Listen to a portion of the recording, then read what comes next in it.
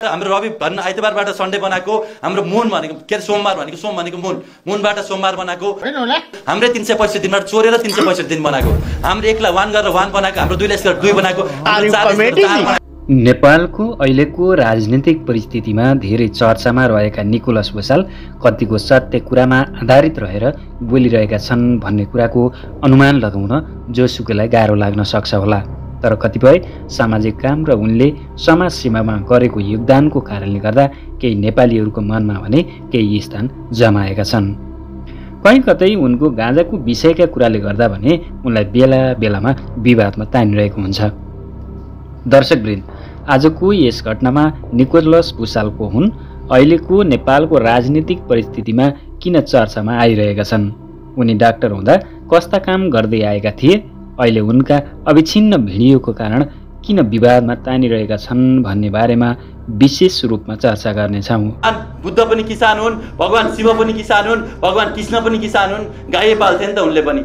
Nicholas Bhusal काठमाडौँको महाराजगञ्जमा रहेको teaching हस्पिटलमा मनोरोग विभागमा काम गर्दै आएका थिए। सो समयमा काम गर्दै गर्दा देशको सामाजिक र आर्थिक रूपान्तरणको लागि लामो समयदेखि निरन्तर प्रयासरत गर्दै आएका थिए। त्यति मात्र होइन, अपाङ्गत लक्षित सेवादेखि झापादेखि दार्चुला र नेपालका विभिन्न दुर्गम क्षेत्रहरूमा पुगी सेवा पनि गर्दै आएका छन्। स्वर्गको पहिचान भन्दै 2019 मा नेपालका मुख्य संस्था जस्तै युवा चिकित्सक, एमआरआर, डब्लुआरआर, एनडब्लुआरआर पहिलो न्यानो पाइला भनेर देशका 170 वटा थुप्रै संस्थाहरूसँग जोडी हामी सबै एक हुन जरुरी छ भन्दै राष्ट्रको आर्थिक रूपान्तरणको लागि खटिँदै आइरहेका थिए।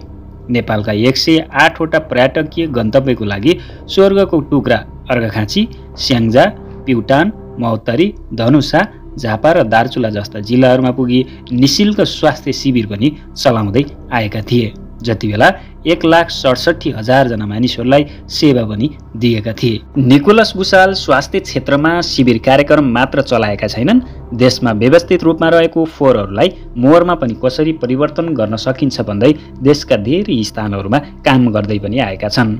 समय अनुकूल देशमा परिरहने आपद विपद, बाढी पीडित, भूकम्प र अन्य थुप्रै विपद जोखिमहरूमा पनि जनताको लागि सेवा दिन युवाहरूलाई एकजुट बनाई काम गर्दै पनि आएका छन्। देशको आर्थिक विकासमा कृषि क्षेत्रमा नै देशको फड्को मार्नुपर्छ भन्दै कृषि अनुसन्धान र विकासमा काम गर्दै निरन्तर लागिरहने व्यक्ति हुन्। धेरै समयसम्म राजनीतिमा पनि उनले चासो देखाएका छन्। देशमा बढिरहेको बेरोजगारी, राजनीतिक प्रतिशोध र विकसित राष्ट्रहरूसँगको प्रतिस्पर्धामा कमी र आफ्नो देशमा विदेशी हस्तक्षेप र देशको कला संस्कृति लोप हुँदै गएका कुरालाई बचाउनुपर्छ भन्दै धेरै आन्दोलनमा पनि होमिँदै आइरहेको हामीले देखिरहेका छौँ। तर किन निकोलस भुसाल बेला बेलामा विवादमा तानिन्छन्?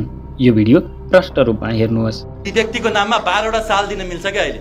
हैन होला, एउटा साल 1 करोड पर्छ, 12 करोड भएन उसको? बन्द करो हात जोड के मैं। अनि अर्को कुरा, यो खानीबाट कति पैसा हुन्छ थाहा छ हजुरलाई? फलाम खानीबाट मात्रै हरेक नेपालीलाई 2-2 करोड बाँड्ने पैसा हुन्छ के फलाम तामा र हिरा खानीबाट। निकोलस भुसाल कहिले बालेनको समर्थन गर्दै हिँड्छन् त कहिले रवि लामिछाने।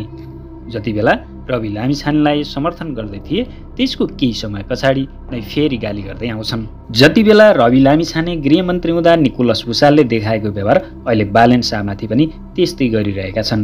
केही कुराको अडिनता र सफलता पाउनको लागि आफू अडिक ठाउँमा र केही समयसम्म कुर्न पर्ने जरुरी देखिन्छ। यो कुरालाई पनि हामीले एक्का राख्न सक्नुपर्छ।